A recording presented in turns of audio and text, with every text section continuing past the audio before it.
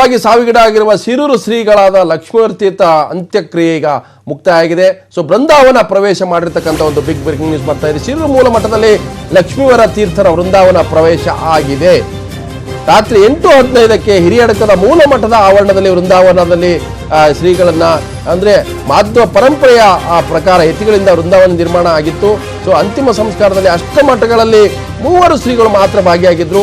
So ಅಷ್ಟಮಠಗಳ ಪೈಕಿ ಕೇವಲ ಸೋಂದೆ, ಕಾಣಿಯೂರು, ಅದಮಾರು ಮಠಾಧೀಶರು ಮಾತ್ರ ಭಾಗಿಯಾಗಿದ್ರು. ಸೊ ಶಿರೂರು ಶ್ರೀಗಳ ಅಂತ್ಯಕ್ರಿಯೆ ಮುಕ್ತಾಯ ಆಗಿದೆ. ಸೊ ಮಾಧ್ವ ಪರಂಪರೆಯಂತೆ ಅಂತಿಮ ವಿಧಿವಿಧಾನದ ಪ್ರಕ್ರಿಯೆ ಕೂಡ ನೆರವೇರಿಸಲಾಯಿತು. ಸೊ ಆದರೆ ಇಲ್ಲಿ ದ್ವಂದ್ವ ಮಠದ ಪ್ರಕಾರ ಅಂದ್ರೆ ಆ ಮಠಾಧೀಶರು ಬರಬೇಕಾಗಿ ಶಿರೂರು ಮಠದ ಭಕ್ತರು ಪುರೋಹಿತರಿಂದ ಅಂತಿಮ ವಿಧಿವಿಧಾನಗಳನ್ನು ನೆರವೇರಿಸಲಾಯಿತು. ವೇದ ಘೋಷಗಳೊಂದಿಗೆ ಲಕ್ಷ್ಮೀವರ ತೀರ್ಥರ ವೃಂದಾವನ ಪ್ರವೇಶ ಆಯಿತು. ಸೊ ಈ ವೃಂದಾವನದಲ್ಲಿ ಮಾಧ್ವ ಸಂಪ್ರದಾಯದಂತೆ ಕುಳಿತ ಭಂಗಿಯಲ್ಲಿ ಪದ್ಮಾಸನದ ರೀತಿಯಲ್ಲಿ ಅವರನ್ನ ಕೂರಿಸಿ ವೃಂದಾವನ ಪ್ರವೇಶ ಮಾಡಲಾಯಿತು. ತಾವು ನೋಡ್ತಾ ಇದ್ರೆ ದೃಶ್ಯಗಳು ನ್ಯೂಸ್ 18 ಕನ್ನಡದಲ್ಲಿ. ಇದು ಉಡುಪಿಯಿಂದ 21 ಕಿಲೋಮೀಟರ್ ಹತ್ರ ಇರತಕ್ಕಂಥ ಹಿರಿಯಡಕದಲ್ಲಿ ಅಂದ್ರೆ ಮೂಲ ಮಠ ಏನಿದೆ ಶಿರೂರು ಮಠ, ಆ ವೃಂದಾವನದ ಅಂದ್ರೆ ಆವರಣದಲ್ಲಿ ನಿರ್ಮಾಣ ಮಾಡಿದಂಥ ವೃಂದಾವನ ತಾವು ನೋಡ್ತಾ ಇದ್ರಿ. ಏನು ಬಿದಿರು ಬುಟ್ಟಿಯಲ್ಲಿ ಅವರ ಪಾರ್ಥಿವ ಶರೀರವನ್ನ ಮೂಲ ಮಠಕ್ಕೆ ಕರೆತರಲಾಯಿತು. ಸೊ ಅಲ್ಲಿ ಕೊನೆಯ ಏನು ಅಂತಿಮ ಸಂಸ್ಕಾರದ ವಿಧಿವಿಧಾನಗಳನ್ನ ಅಲ್ಲಿಯ ಭಕ್ತರು ಮತ್ತು ಪುರೋಹಿತರು ಹೆರಿಗೆ ಭಟ್ರು ಅನ್ನುವಂಥ ಪುರೋಹಿತರ ನೇತೃತ್ವದಲ್ಲಿ ಅಂತಿಮ ವಿಧಿವಿಧಾನಗಳನ್ನ ನಡೆಸಲಾಯಿತು. ಸೊ ಲಕ್ಷ್ಮೀವರ ತೀರ್ಥರ ಪಾರ್ಥಿವ ಶರೀರವನ್ನ ಕುಳಿತ ಆಸನದಲ್ಲಿ ಅವರನ್ನ ಏನು ಈ ವೃಂದಾವನ ಪ್ರವೇಶಕ್ಕೆ ವ್ಯವಸ್ಥೆ ಮಾಡಲಾಗಿತ್ತು. ಸೊ ಮಾಧ್ವ ಸಂಪ್ರದಾಯದ ಪ್ರಕಾರ ಶಿರೂರು ಮೂಲ ಮಠದಲ್ಲಿ ರಾತ್ರಿ 8:15ಕ್ಕೆ ಈ ವೃಂದಾವನ ಪ್ರವೇಶದ ಅಂತಿಮ ಪ್ರಕ್ರಿಯೆ ಮುಕ್ತಾಯ ಆಯಿತು. ಸೊ ಬೆಳಿಗ್ಗೆಯಿಂದ ಸಂಜೆವರೆಗೂ ನಡೆದಂಥ ಏನು ಅನೇಕ ಚರ್ಚೆಗಳಿದ್ದಾವೆ, ಅನುಮಾನದ ಇದೆ. ಆ ಎಲ್ಲ ಅನುಮಾನಗಳೀಗ ಈಗಾಗಲೇ ವೃಂದಾವನ ಪ್ರವೇಶ ಆಗಿದೆ. ಈಗ ತನಿಖೆ ಆಗಬೇಕನ್ನುವಂಥದ್ದು ಭಕ್ತರ ಆಗ್ರಹ. ಸೊ ಏನು ವೃಂದಾವನದಲ್ಲಿ ಈಗಾಗಲೇ ಶಿರೂರು ಶ್ರೀಗಳನ್ನ ಪದ್ಮಾಸನದ ಏನು ಭಂಗಿಯಲ್ಲಿ ಕೂರಿಸಿ ಅಂತಿಮ ವಿಧಿವಿಧಾನಗಳನ್ನು ನೆರವೇರಿಸಲಾಯಿತು.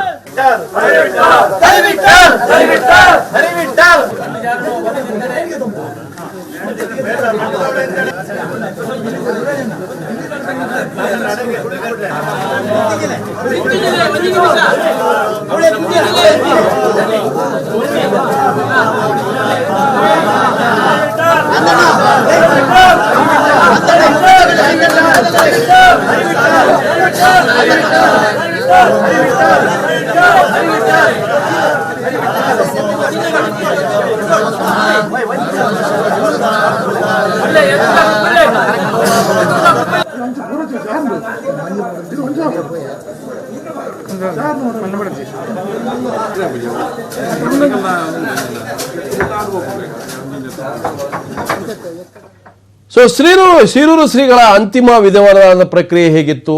ಯಾಕಂತಂದ್ರೆ ಅಷ್ಟಮಠಗಳಲ್ಲಿ ಅದರದೇ ಆದಂಥ ಒಂದು ಪರಂಪರೆ ಇದೆ. ಸೊ ಅಂತಿಮ ಸಂಸ್ಕಾರದಲ್ಲೂ ಕೂಡ ಅದರದೇ ಆದಂಥ ಪರಂಪರೆಯನ್ನು ಕೂಡ ಪಾಲನೆ ಆಗುತ್ತೆ. ಸೊ ಇಡೀ ಶಿರೂರು ಮಠದ ಶ್ರೀಗಳ ಅಂತಿಮ ವಿಧಾನದ ಒಂದು ವರದಿ ಇದೆ. ಬೆಳಗ್ಗೆ ಮಣಿಪಾಲ ಆಸ್ಪತ್ರೆಯಲ್ಲಿ ನಿಧನರಾದ ಶ್ರೀಗಳ ಶರೀರವನ್ನ ತೆರೆದ ಜೀಪ್ನಲ್ಲಿ ಮೆರವಣಿಗೆಯ ಮೂಲಕ ಉಡುಪಿಯ ಶ್ರೀಕೃಷ್ಣ ಮಠಕ್ಕೆ ತರಲಾಯಿತು. ಬಳಿಕ ಮಠದ ಆವರಣದಲ್ಲಿ 20 ನಿಮಿಷ ಸಾರ್ವಜನಿಕ ದರ್ಶನಕ್ಕೆ ವ್ಯವಸ್ಥೆ ಮಾಡಲಾಯಿತು. ಇನ್ನು ಪೋಸ್ಟ್ಮಾರ್ಟಂ ಆಗಿದ್ದ ಕಾರಣ ಮಧ್ವ ಸರೋವರದಲ್ಲಿ ಪಾರ್ಥಿವ ಶರೀರಕ್ಕೆ ಸ್ನಾನ ಮಾಡಿಸಲಿಲ್ಲ. ನಂತರ ಕನಕ ಕಿಂಡಿ ಮೂಲಕ ಕೃಷ್ಣ ದರ್ಶನ ಮಾಡಿಸಿ ಲಕ್ಷ್ಮೀವರ ಶ್ರೀ ಕೈಯಲ್ಲೇ ಕೃಷ್ಣನಿಗೆ ಮಂಗಳಾರತಿ ಮಾಡಿಸಲಾಯಿತು.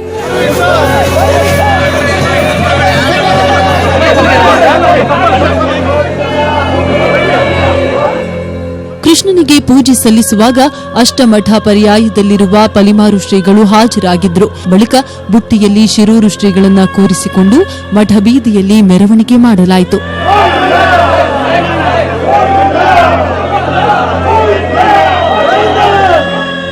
ಆ ಬಳಿಕ ಶಿರೂರು ಮೂಲ ಮಠದ ಬೃಂದಾವನದಲ್ಲಿ ಲಕ್ಷ್ಮೀವರ ಶ್ರೀಗಳ ಅಂತಿಮ ವಿಧಿವಿಧಾನ ನೆರವೇರಿಸಲಾಯಿತು. ಮಾಧ್ವ ಸಂಪ್ರದಾಯದ ಪ್ರಕಾರ ಭೂತಾಯಿ ಮಡಿಲು ಸೇರಿದ್ರು. ಕರ್ಪೂರ, ಹತ್ತಿ, ಉಪ್ಪು, ಸಾಸಿವೆ ಹಾಕಿ ಅಂತಿಮ ಕಾರ್ಯವನ್ನ ಮುಗಿಸಲಾಯಿತು. 100 ಮಂದಿ ಭಕ್ತರು, ಪೂರ್ವಾಶ್ರಮದ ಕುಟುಂಬಸ್ಥರು, ಅಭಿಮಾನಿಗಳು ಅಂತಿಮ ಯಾತ್ರೆಯಲ್ಲಿ ಭಾಗವಹಿಸಿದ್ರು. Bureau report, news 18 Kannada. 3 ದಿನಗಳ ಹಿಂದೆ ಅಸ್ವಸ್ಥಗೊಂಡಂತ ಶಿರೂರು ಶ್ರೀಗಳ ಏನು ಈ ಒಂದು ಸಾವು ಆಗಿದೆ. ಸಾವಿನ ನಂತರದ 10 ಪ್ರಶ್ನೆಗಳು ಎದ್ದು ಕುಳಿತಿದ್ದಾವೆ. ಅವರ ಮಠದ ಭಕ್ತರು ಮತ್ತೆ ಅವರ ಜೊತೆಗಿರ್ತಕ್ಕಂಥ ಒಡನಾಡಿಗಳು ಈ ಸಾವಿನ ತನಿಖೆ ಆಗಬೇಕು. ಸೊ ಇದರಲ್ಲಿ ಅನುಮಾನ ಇದೆ ಅನ್ನುವಂಥದ್ದು. ಹಾಗಾದರೆ ಏನಾಯಿತು, ಏನು ಆಗಬೇಕು ಅನ್ನೋದರ ಒಂದು ಕಂಪ್ಲೀಟ್ ರಿಪೋರ್ಟ್ ಇಲ್ಲಿದೆ. ಶಿರೂರು ಶ್ರೀಗಳಿಗೆ ವಿಷಪ್ರಾಶನ ಮಾಡಿಬಿಟ್ರ? ಅವಲಕ್ಕಿ ವಿಷವಾಯ್ತೋ? ವಿಷವನ್ನೇ ಹಾಕಿದ್ರೋ? ಅಷ್ಟಮಠಗಳ ಅಂಗಳದಲ್ಲಿ ತಳಮಳ. 3 ದಿನಗಳ ಹಿಂದೆ ಮಠದಲ್ಲಿ ಅವಲಕ್ಕಿ ಪ್ರಸಾದ ತಿಂದು ಅಸ್ವಸ್ಥಗೊಂಡಿದ್ದ ಶಿರೂರು ಶ್ರೀ ಇವತ್ತು ಬೆಳಗ್ಗೆ ನಿಧನರಾದ್ರು. ಹೊಟ್ಟೆ ನೋವಿನಿಂದ ಬಳಲ್ತಾ ಇದ್ದ ಶ್ರೀಗಳು ಫುಡ್ ಪಾಯ್ಸನ್ನಿಂದ ಮೃತಪಟ್ಟಿದ್ದಾರೆ. ಅಲ್ಲದೆ ಅವರಿಗೆ ಬಹು ಅಂಗಾಂಗ ವೈಫಲ್ಯವಾಗಿತ್ತು. ಅದರಿಂದಲೇ ಮೃತಪಟ್ಟಿದ್ದಾರೆ ಎನ್ನಲಾಗಿದೆ. ಆದರೆ ಅವರು ತಿಂದ ಆಹಾರದಲ್ಲಿ ವಿಷ ಅಂಶ ಇದೆ ಅಂತ ಮಣಿಪಾಲ್ನ ಕೆಎಂಸಿ ಆಸ್ಪತ್ರೆ ವೈದ್ಯರು ಹೇಳಿದ್ದಾರೆ. ನಮ್ಮ ಆಸ್ಪತ್ರೆಯಲ್ಲಿ ನಡೆದಂತಹ ಮೆಡಿಕಲ್ ರಿಪೋರ್ಟ್ಸ್ ಪ್ರಕಾರ ಒಂದು ಪಾಯ್ಸನಿಂಗ್ ವಿಷಪ್ರಾಶನದ ಶಂಕೆ ಇದೆ. ವೈದ್ಯರ ಹೇಳಿಕೆಗೂ ಮೊದಲೇ ಶ್ರೀಗಳ ಸಾವಿನ ಬಗ್ಗೆ ಸಂಶಯ ವ್ಯಕ್ತಪಡಿಸಿದ್ದ ಭಕ್ತವೃಂದ ಹಾಗೂ ಕುಟುಂಬಸ್ಥರು ಇನ್ನಷ್ಟು ಅನುಮಾನ ಪಡುವಂತೆ ಮಾಡಿದೆ. ಶ್ರೀಗಳ ಭಕ್ತವೃಂದದ ಜೊತೆ ಬಾರ್ಕೂರು ಮಠದ ಸಂತೋಷ್ ಗುರೂಜಿ ಕೂಡ ವಿಷಪ್ರಾಶನ ಮಾಡಿರೋ ಸಾಧ್ಯತೆ ಇದೆ ಅಂತ ಹೇಳಿದ್ದಾರೆ. ಸಹಜ ಸಾವಲ್ಲವೇ ಅಲ್ಲ, ಅದು ಕೊಲೆ ಆಗಿದೆ. ಯಾಕೆ ಕೊಲೆ ಆಗಿದೆ ಅನ್ನೋದು ಬಹಳಷ್ಟು ಜನರಿಗೆ ಎಲ್ಲರಿಗೂ ಗೊತ್ತಿದೆ. ಯಾಕೆಂತಂದ್ರೆ ಇವರು 1 ವರ್ಷದಿಂದ ಇವ್ರ ನಡೆಯೇ ವಿರುದ್ಧವಾಗಿದ್ದು. ಒಂದು ವೇಳೆ ನಾನೇನಾದ್ರು ಮಲಗಿದಾಗ ಅಥವಾ ನನಗೆ ಊಟದಲ್ಲಿ ಏನಾದ್ರು ಹಾಕುವಂಥ ಸಾಧ್ಯತೆಗಳು ಬಹಳ ಕಾಣ್ತಾ ಇದೆ. ಇವ್ರು ಏನೂ ಮಾಡ್ಯಾರು ಇವ್ರು ನನಗೆ ಅಂತ.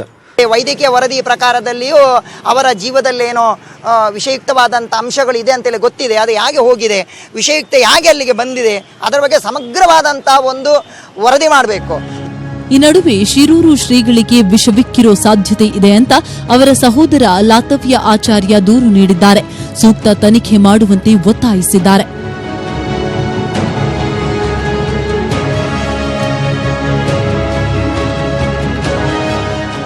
ಲಕ್ಷ್ಮೀವರ ತೀರ್ಥರಿಗೆ ವಿಷಪ್ರಾಶನ ಮಾಡಿಸಿದ್ದಾರೆ ಅನ್ನೋ ಆರೋಪದ ಬಗ್ಗೆ ಮಾತನಾಡಿದ ಪೇಜಾವರ ಶ್ರೀಗಳು, ಈ ಬಗ್ಗೆ ನನಗ್ ಗೊತ್ತಿಲ್ಲ, ಅದ್ಯಾರು ವಿಷಪ್ರಾಶನ ಮಾಡ್ತಾರೋ ಅವರಿಗೆ ಅಂತ ಪ್ರತಿಕ್ರಿಯೆ ನೀಡಿದ್ದಾರೆ. ನನಗೆ ಗೊತ್ತಿಲ್ಲದ ವಿಷಯದಲ್ಲಿ ನಾನು ಪ್ರತಿಕ್ರಿಯೆ ಕೊಡಬೇಕು ಅಂದರೆ ವಿಷಪ್ರಾಶನ ಮಾಡಿದ್ದಾರೆ ಅಂತ ಡಾಕ್ಟರ್ ಹೇಳಿದರೆ ಗೊತ್ತಿಲ್ಲ. ಇನ್ನು ಡಿಸಿಎಂ ಪರಮೇಶ್ವರ್ ಹಾಗೂ ಸಿಎಂ ಕುಮಾರಸ್ವಾಮಿ ಕೂಡ ಶ್ರೀಗಳ ಸಾವಿನ ಬಗ್ಗೆ ಮಾತಾಡಿದ್ದು, ಅನುಮಾನ ಇದ್ದಲ್ಲಿ ಸೂಕ್ತ ತನಿಖೆ ನಡೆಸಲು ಸೂಚಿಸುತ್ತೇವೆ ಎಂದು ಹೇಳಿದ್ದಾರೆ. ಧಾರ್ಮಿಕ ಕ್ಷೇತ್ರದ ಗುರುಗಳಾಗಿರ್ತಕ್ಕಂಥ ಶಿವರಾಮ ಸ್ವಾಮೀಜಿಯವರು ಇವತ್ತು ಕಳ್ಕೊಂಡಿದ್ದೇವೆ. ಇಲ್ಲ ಆ ಥರ ಇದ್ದರೆ, ಆ ರೀತಿ ಅನುಮಾನಗಳಿದ್ದರೆ ಅದರ ಬಗ್ಗೆ ತನಿಖೆ ನಡೆಸಬೇಕಂತ ಅನಿವಾರ್ಯತೆ ಇದ್ದರೆ ಗಮನಿಸ್ತೀವಿ. ಪೂಜ್ಯ ಶಿರೂರು ಸ್ವಾಮೀಜಿ ಅವರು ಏನು ತೀರ್ಕೊಂಡಿದ್ದಾರೆ, ಅನೇಕ ಜನ ಅದರ ಬಗ್ಗೆ ಅನುಮಾನವನ್ನು ವ್ಯಕ್ತಪಡಿಸ್ತಾ ಇದ್ದಾರೆ. ತನಿಖೆ ಮಾಡ್ತಕ್ಕಂಥ ಅವಶ್ಯಕತೆ ಇದ್ದರೆ ಖಂಡಿತವಾಗಿ ಅದನ್ನ ನಾವು ಮಾಡ್ತೇವೆ. ಈ ನಡುವೆ ಸಾವಿನ ಸುತ್ತ ಅನುಮಾನ ಹೆಚ್ಚಾಗಿರೋದ್ರಿಂದ 3 ದಿನಗಳ ಕಾಲ ಮಠವನ್ನ ಪೊಲೀಸರು ವಶಕ್ಕೆ ಪಡೆದಿದ್ದಾರೆ. ಈಗಾಗಲೇ ತನಿಖೆ ಕೂಡ ಶುರುವಾಗಿದೆ. Bureau report, news 18 Kannada.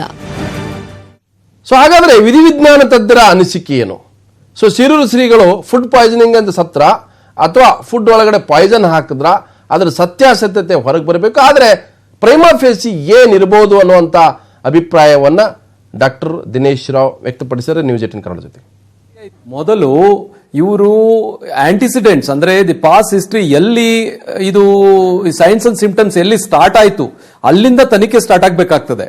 So ಆ ಕ್ಲಿನಿಕಲ್ ಸೈನ್ಸ್ ಏನಿತ್ತು ಅಂದ್ರೆ ವಾಮಿಟಿಂಗ್ ಇತ್ತಾ, ಅಬ್ಡಮಿನಲ್ ಪೇನ್ ಇತ್ತಾ, ಇಲ್ಲ ಡಯರಿಯಾ ಇತ್ತಾ, ಅಂದ್ರೆ ಇದು ಬೇದಿ ತರ ಏನಾದ್ರೂ ಇತ್ತಾ, ಇಲ್ಲ ಅಲ್ಲಿ ಏನಾದ್ರೂ ರಕ್ತ ಸ್ಟಾರ್ಟ್ ಆಯ್ತಾ, ಇಲ್ಲ ಬೇರೆ ಕಡೆ ಬಂದಾಗ ಆಯ್ತಾ, ಎಷ್ಟು ಹೊತ್ತಿನಲ್ಲಿ ಆಯ್ತು, ಊಟ ಮಾಡಿದ ನಂತರ ಎಷ್ಟೊತ್ತಾಯ್ತು, this are all very very vital. ಈ ತರ ಕೇಸ್ ನಲ್ಲಿ ಇವರು ಏನಾದ್ರೂ ಕಾಯಿಲೆಯಿಂದ ಬಳಲ್ತಿದ್ರಾ, ಮತ್ತೆ ಆ ಕಾಯಿಲೆಗೋಸ್ಕರ ಏನಾದ್ರೂ ಔಷಧಿ ತಗೊಳ್ತಾ ಇದ್ರಾ, ಅದನ್ನು ಸಹ ದ ಹಿಸ್ಟ್ರಿ ಮತ್ತೆ ಅದಕ್ಕೆ ಬೇಕಾಗಿರ್ತಕ್ಕಂಥ ರೆಲೆವೆಂಟ್ ಡಯಾಗ್ನೋಸಿಸ್ ಏನಿದೆ, ಅಂಡ್ ಇನ್ವೆಸ್ಟಿಗೇಷನ್ ಏನಿದೆ ಅದನ್ನು ಮಾಡಿ ಕನ್ಫರ್ಮ್ ಮಾಡ್ತಕ್ಕದ್ದು ಡಾಕ್ಟರಿನ ಕರ್ತವ್ಯ.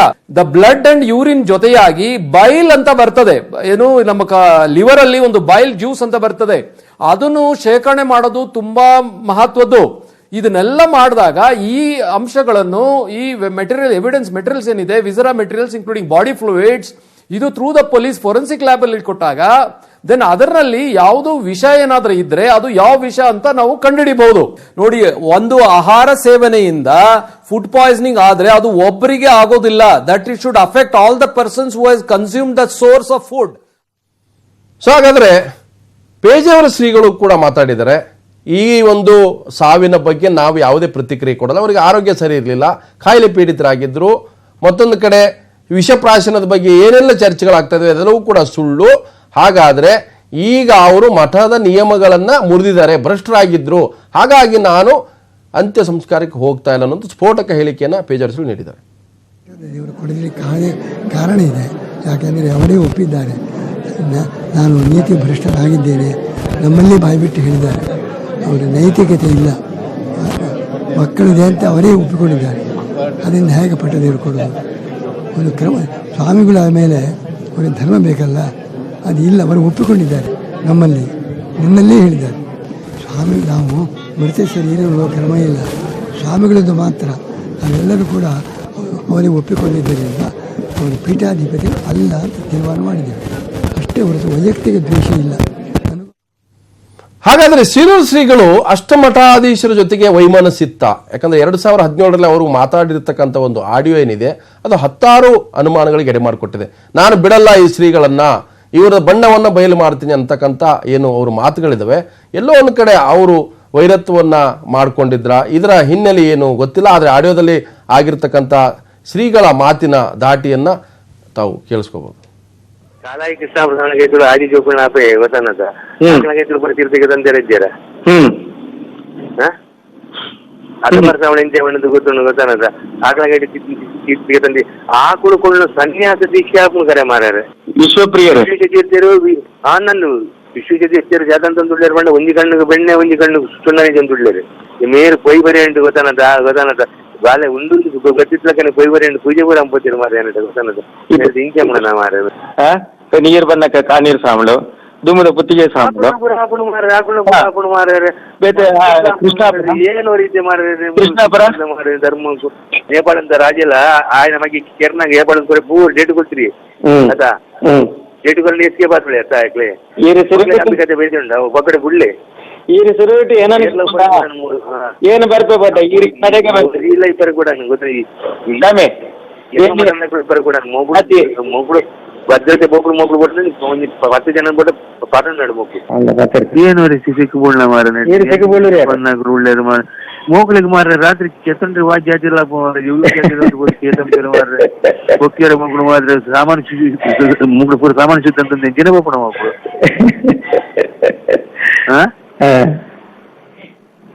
ಅವು ಪರಂಪರೆ ಇನಿ ಕೂಡ ಪರಂಪರೆ ಆಯ್ತು ಐಕ್ ಇತಿಹಾಸನೇ ಉಂಟು ಮನವಲ್ಲ ಗೊತ್ತಾನದ ಕಾಲ ಕೃಷ್ಣ ಸ್ವಾಮೀಜಿ ನೋಡ್ತೀವಿ ಆಕಣ ಕೈಟ್ ಪರಿ ತೀರ್ಥಕ್ಕೆ ತಂತೀರ ಮಾರ ಮಂದಿರ ಕೈಟ್ಲ ಗೊತ್ತಾನದ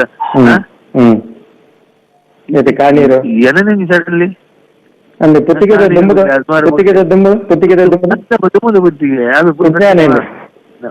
ಗೊತ್ತಾನ ಆಕಣ ಪುರ ಆಪ ಮಗಳಿಗೆ ಅದ ಏನಿಲ್ಲ ನಮ್ಮ ಪಾತ್ರ ಪೂರ 100% ಉದಯ ಮಠ ಆದಿತ್ಯ ಮಣ್ಣಂತ ಅಂತ.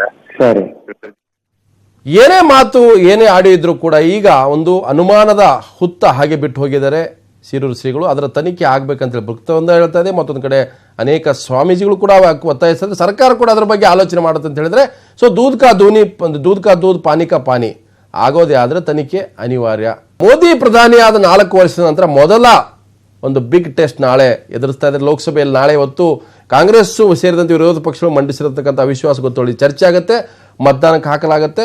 ಸೊ ಪ್ರಧಾನಿ ಮೋದಿ ತಮ್ಮ ಶಕ್ತಿ ಪ್ರದರ್ಶನವನ್ನು ನಾಳೆ ಮಾಡ್ತಾರೆ. ಹಾಗಾಗಿ ಇದು 2019 ಲೋಕಸಭಾ ಚುನಾವಣೆಗೆ ಸಮರದ ವೇದಿಕೆ ಅಂತಲೇ ಕರೆಯಲಾಗ್ತಾ ಇದೆ. ಸ್ವತಃ ಬಹುಮತ ಹೊಂದಿರುವ ಬಿಜೆಪಿ ಗೆಲುವು ನಿಚ್ಚಳ. ಅವಿಶ್ವಾಸಕ್ಕಿಲ್ಲ, ವಿರೋಧ ಪಕ್ಷಗಳಲ್ಲೇ ಹಲವರ ಬೆಂಬಲ. ಸರ್ಕಾರದ ವಿರುದ್ಧ ವಾಗ್ದಾಳಿಗೆ ಯುಪಿಎ ನಿರ್ಧಾರ. ನಾಳೆ ಸಂಸತ್ನಲ್ಲಿ ನಡೆಯಲಿರುವ ಅವಿಶ್ವಾಸ ಗೊತ್ತುವಳಿ ಪರ ವಿರೋಧ ಮತದಾನದಲ್ಲಿ ಪ್ರಧಾನಿ ನರೇಂದ್ರ ಮೋದಿ ಸರ್ಕಾರಕ್ಕೆ ಯಾವುದೇ ಕಂಟಕವಿಲ್ಲ. ಸ್ವತಃ ಬಿಜೆಪಿ ಮಾತ್ರ 273 ಸಂಸದರನ್ನು ಹೊಂದಿದ್ದು ಎಲ್ಲರಿಗೂ ವಿಪ್ ಜಾರಿಗೊಳಿಸಿದೆ. ಶಿವಸೇನೆ ಸೇರಿದಂತೆ ಎನ್ಡಿಎ ಅಂಗ ಪಕ್ಷಗಳೆಲ್ಲ ಬೆಂಬಲ ವ್ಯಕ್ತಪಡಿಸುವುದಾಗಿ ಸ್ಪಷ್ಟಪಡಿಸಿವೆ. ಇದರೊಂದಿಗೆ ಅವಿಶ್ವಾಸ ಗೊತ್ತುವಳಿಗೆ ವಿರೋಧ ಪಕ್ಷಗಳಲ್ಲಿ ಕಾಂಗ್ರೆಸ್ ನಂತರ ಅತಿ ಹೆಚ್ಚು ಸಂಸದರನ್ನ ಹೊಂದಿರುವ ಎಐಎಡಿಎಂಕೆ ಸೇರಿದಂತೆ ಹಲವು ಪಕ್ಷಗಳು ಬೆಂಬಲಿಸಲು ನಿರಾಕರಿಸಿವೆ. ಹೀಗಿರುವಾಗ ಅವಿಶ್ವಾಸ ಗೊತ್ತುವಳಿ ಸೋಲೋದು ಗ್ಯಾರಂಟಿ. 534 ಲೋಕಸಭಾ ಸಂಸದರ ಬಲಾಬಲದಲ್ಲಿ 268 ಮ್ಯಾಜಿಕ್ ನಂಬರ್. ಇದರಲ್ಲಿ ಎನ್ಡಿಎ ಸಂಸದರು 314 ಮಂದಿ ಇದ್ದಾರೆ. ಬಿಜೆಪಿ ಸಂಸದರು 273 ಮಂದಿ ಇದ್ದಾರೆ. ಇದರಲ್ಲಿ ಅವಿಶ್ವಾಸ ಬೆಂಬಲಿಸದ 73 ಸಂಸದರಿದ್ದಾರೆ. ಕಾಂಗ್ರೆಸ್ನ 48, ಮಮತಾ ಬ್ಯಾನರ್ಜಿಯವರ ಟಿಎಂಸಿ ಪಕ್ಷದ 34, ಟಿಡಿಪಿಯ 16 ಹಾಗೂ ಇತರೆ 49 ಸಂಸದರು ಅವಿಶ್ವಾಸ ಗೊತ್ತುವಳಿ ಮಂಡನೆಗೆ ರೆಡಿ ಇದ್ದಾರೆ. ಈ ನಂಬರ್ ನೋಡಿದ್ರೆ ಯುಪಿಎಗೆ ಇರೋ ಅವಕಾಶ ಉಪಯೋಗಿಸಿಕೊಂಡು ಸಂಸತ್ನಲ್ಲಿ ಮೋದಿ ಸರ್ಕಾರದ ವಿರುದ್ಧ ವಾಗ್ದಾಳಿ ನಡೆಸೋದೊಂದೇ ಇರೋ ಮಾರ್ಗ. ಅಟಲ್ ಬಿಹಾರಿ ವಾಜಪೇಯಿ ನೇತೃತ್ವದ ಎನ್ಡಿಎ ಅಧಿಕಾರದಲ್ಲಿ ಇದ್ದಾಗಲೂ ವಿರೋಧ ಪಕ್ಷವಾಗಿದ್ದ ಕಾಂಗ್ರೆಸ್ ಅವಿಶ್ವಾಸ ನಿರ್ಣಯ ಮಂಡಿಸಿತ್ತು. ನಿಲುವಳಿಗೆ ಸೋಲಾಗಿದ್ದರೂ ಕೂಡ ಸರ್ಕಾರದ ವೈಫಲ್ಯಗಳನ್ನು ಯಶಸ್ವಿಯಾಗಿ ಸಂಸತ್ನಲ್ಲಿ ಹೇಳಿ ದೇಶದ ಗಮನ ಸೆಳೆಯುವಲ್ಲಿ ಸಫಲವಾಗಿತ್ತು. ನಂತರ ನಡೆದ ಚುನಾವಣೆಯಲ್ಲಿ ಎನ್ಡಿಎ ಸೋತಿತ್ತು. ಇದೇ ಕಾರಣದಿಂದ ಕಾಂಗ್ರೆಸ್ ಮತ್ತಿತರ ಪಕ್ಷಗಳು ಅವಿಶ್ವಾಸ ನಿಲುವಳಿ ಮಂಡಿಸಿವೆ. ಪ್ರಧಾನಿ ನರೇಂದ್ರ ಮೋದಿ ಸರ್ಕಾರದ ವೈಫಲ್ಯಗಳ ವಿರುದ್ಧ ವಾಗ್ದಾಳಿಗೆ ವಿರೋಧ ಪಕ್ಷಗಳು ತಾಲೀಮು ನಡೆಸ್ತಾ ಇವೆ ಅನ್ನೋ ಮಾತು ರಾಜಕೀಯ ಪಡಸಾಲೆಯಲ್ಲಿ ಕೇಳಿ ಬರ್ತಾ ಇದೆ. Bureau report, news 18 Kannada. ಇನ್ನು ಮೋದಿ ಪ್ರಧಾನಿ ಆದ ನಂತರ ದೇಶದಲ್ಲಿ ಏನು ವಿದ್ಯುತ್ ಸಂಪರ್ಕ ಪಡೆದಂತಹ ಫಲಾನುಭವಿಗಳ ಜೊತೆಗೆ ಮೋದಿ ಸಂವಾದ ನಡೆಸಿದ್ರು. ಮೋದಿ ಸಂವಾದದಲ್ಲಿ ಹೇಳಿದ್ರು, ಸೋನಿಯಾ ಗಾಂಧಿ ಅವರಿದ್ದಾಗ ನೀವೆಲ್ಲ ಕತ್ಲೆಯಲ್ಲಿದ್ರಿ, ನಾವು ಬಂದ ಮೇಲೆ ಬೆಳಕನ್ನು ಕೊಟ್ಟಿವಿ ಅನ್ನುವಂಥ ಮಾತನ್ನು ಹೇಳಿದ್ರು ಪ್ರಧಾನಿ ಮೋದಿ. ಕೇಂದ್ರದಲ್ಲಿ ಎನ್ಡಿಎ ಸರ್ಕಾರ 4 ವರ್ಷ ತುಂಬಿ 5ನೇ ವರ್ಷಕ್ಕೆ ಕಾಲಿಟ್ಟಿದೆ.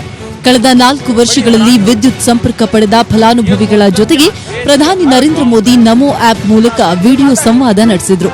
ದೇಶದ ವಿವಿಧ ರಾಜ್ಯಗಳ ಫಲಾನುಭವಿಗಳ ಜೊತೆ ಮೋದಿ ಮಾತಾಡಿದ್ರು. आइए लाइसांग गांव के सभी नागरिकों नमस्ते। देखिए बिजली तो आई तो मैं भी आपके गांव में पहुंच गया। ಸೋನಿಯಾ ಗಾಂಧಿ 2009ರಲ್ಲಿ ದೇಶದ ಎಲ್ಲಾ ಹಳ್ಳಿಗಳಿಗೂ ಬೆಳಕು ನೀಡ್ತೀನಿ ಅಂದ್ರು. ಆದ್ರೆ 2011 ಆದ್ರೂ ಆ ಕೆಲಸ ಮಾಡಲಿಲ್ಲ.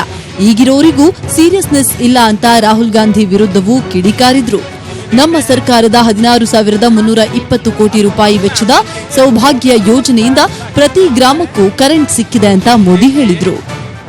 कांग्रेस की सरकार थी, मनमोहन सिंह जी प्रधानमंत्री थे और उन्होंने 2009 तक देश के हर गांव में बिजली पहुंचा देंगे वादा किया था। और इतना ही, कांग्रेस की तत्कालीन अध्यक्ष ने तो इससे आगे एक कदम और आगे बढ़ाते हुए 2009 तक हर घर में बिजली पहुंचाने की बात कही।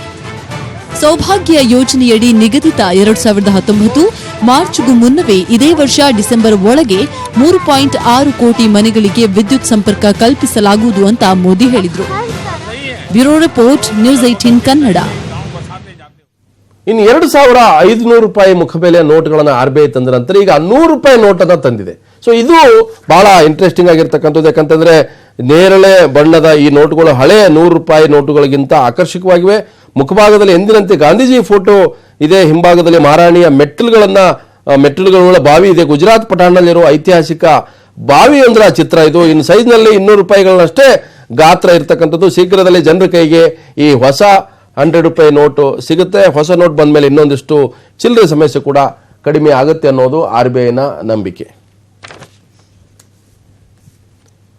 ಇನ್ನು ಕಾಮನ್ ಮ್ಯಾನ್ನ ಏನು ಕನಸು ನನಸಾಗೋ ಟೈಮ್ ಬರ್ತಾ ಇದೆ. ಈ ಜಿಯೋ ಏನು ಮೊಬೈಲ್ ಇದೆ, ಸ್ಮಾರ್ಟ್ ಫೋನ್ 500 ರೂಪಾಯಿಗೆ ಕೊಡ್ತಕ್ಕಂಥದ್ದು. ಕೇವಲ 501 ರೂಪಾಯಿಗೆ ವಾಟ್ಸಾಪ್, ಫೇಸ್ಬುಕ್ ಮತ್ತು ಯೂಟ್ಯೂಬ್ ಆಪ್ಷನ್ ಇರತಕ್ಕಂಥ ಫೋನು ಸಾಮಾನ್ಯ ಜನರ ಕೈಗೆ ಸಿಗುತ್ತೆ. ರಿಲಯನ್ಸ್ ಜಿಯೋ ಇಂಥ ಸ್ಮಾರ್ಟ್ ಫ್ಯೂಚರ್ ಇರತಕ್ಕಂಥ ಫೋನನ್ನು ಪರಿಚಯಿಸ್ತಾ ಇದೆ. ರಿಲಯನ್ಸ್ ಜಿಯೋ ಮಾನ್ಸೂನ್ ಹಂಗಾಮ ನಾಳೆಯಿಂದ ಪ್ರಾರಂಭ ಆಗ್ತಾ ಇದೆ. ಸೊ ನಾಳೆ ಸಂಜೆ 5 ಗಂಟೆಯಿಂದ ಜಿಯೋ ಮಳಿಗೆಗಳಲ್ಲಿ ಗ್ರಾಹಕರಿಗೆ ಈ ಫೋನ್ ಸಿಗುತ್ತೆ. ಗ್ರಾಹಕರು ತಮ್ಮಲ್ಲಿರೋ ಕೀಪ್ಯಾಡ್ ಫ್ಯೂಚರ್ ಫೋನ್ ನೀಡಿ ಅದರ ಜೊತೆ 501 ರೂಪಾಯಿ ನೀಡಿದರೆ ಹೊಸ ಜಿಯೋ ಫೋನ್ ನಿಮ್ಮ ಕೈಗೆ ಸಿಗುತ್ತೆ. ಎಕ್ಸ್ಚೇಂಜ್ಗೆ ನಿಮ್ಮ ಬಳಿ ಫೋನ್ ಇಲ್ದಿದ್ರೆ 1,500 ರೂಪಾಯಿಗೆ ಹೊಸ ಫೋನ್ ಸಿಗುತ್ತೆ. Exchange offer. ಈ ಎಕ್ಸ್ಚೇಂಜ್ ಆಫರ್ ಏನಂತಂದರೆ, ನಿಮ್ಮ ಹತ್ರ ಇರೋ ಯಾವುದೇ ಕೀಪ್ಯಾಡ್ ಫೋನ್ ಆಗಿರ್ಬೋದು, ಫೀಚರ್ ಫೋನ್ ಆಗಿರ್ಬೋದು, ಅದ್ರ ಜೊತೆಗೆ 501 ರೂಪಾಯಿ ಕೊಟ್ಟರೆ 1 ವರ್ಷ ಬೆಲೆ ಬಾಳುವಂಥ ಜಿಯೋ ಫೋನನ್ನು, ಈ ಫೋನ್ನ ಕೇವಲ 501 ರೂಪಾಯಿ ಕೊಡ್ತಾ ಇದ್ದೀವಿ. ಈ ಆಫರ್ ಬಂದು ನಾಳೆ 5 ಗಂಟೆಯಿಂದ ಸ್ಟಾರ್ಟ್ ಆಗ್ತಿದೆ. ಇದರಲ್ಲಿ ಏನಾಗಿ ಅಡಿಷ್ನಲ್ ಆಗಿ ಆ್ಯಡ್ ಮಾಡಿದ್ದಾರೆ ಅಂದರೆ, ಇಲ್ಲಿ ಹೊಸದಾಗಿ ಯೂಟ್ಯೂಬು, ಫೇಸ್ಬುಕ್ ಮತ್ತು ವಾಟ್ಸಪ್ ಲಾಂಚ್ ಮಾಡಿದ್ದಾರೆ. ಇನ್ನು ನಾಳೆಯಿಂದ ನ್ಯೂಸ್ 18 ಕನ್ನಡದ ಫುಡ್ ಫೆಸ್ಟ್ 3 ದಿನಗಳ ಕಾಲ ಬಸವೇಶ್ವರ ನಗರದ ಏನು ಅಂಬೇಡ್ಕರ್ ಕ್ರೀಡಾಂಗಣದಲ್ಲಿ ನಡೀತಾ ಇದೆ. ಸೊ ಎಲ್ಲರೂ ಕೂಡ ಇಲ್ಲಿ ತಮ್ಮ ಏನು ಆಹಾರದ ಪದಾರ್ಥಗಳಿರ್ಬೋದು ಮತ್ತು ವಿವಿಧ ಏನು ಪದಾರ್ಥಗಳಿರ್ಬೋದು, ಮೆನು ಇರ್ಬೋದು, ಪ್ರತಿಯೊಂದು ಕೂಡ ಆಹಾರಕ್ಕೆ ಸಂಬಂಧಪಟ್ಟಂಥ ಎಲ್ಲ ರೀತಿಯ ಭಕ್ಷ್ಯ ಭೋಜನಗಳು ಮತ್ತು ಅದಕ್ಕೆ ಸಂಬಂಧಪಟ್ಟಂಥ ಮೆನು ಇರ್ಬೋದು, ರೆಸಿಪಿ ಇರ್ಬೋದು, ಪ್ರತಿಯೊಂದೂ ಕೂಡ ಇಲ್ಲಿ ಪ್ರದರ್ಶನಕ್ಕಿರುತ್ತೆ.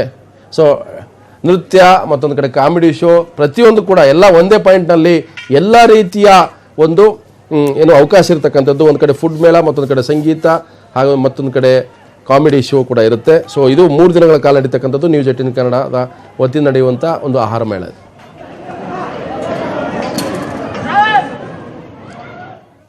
ಇದು ಇವತ್ತಿನ ಅಗ್ರ ರಾಷ್ಟ್ರೀಯ ವಾರ್ತೆ. ಜಾಲ ನಮ್ಮದು, ಬಲ ನಿಮ್ಮದು.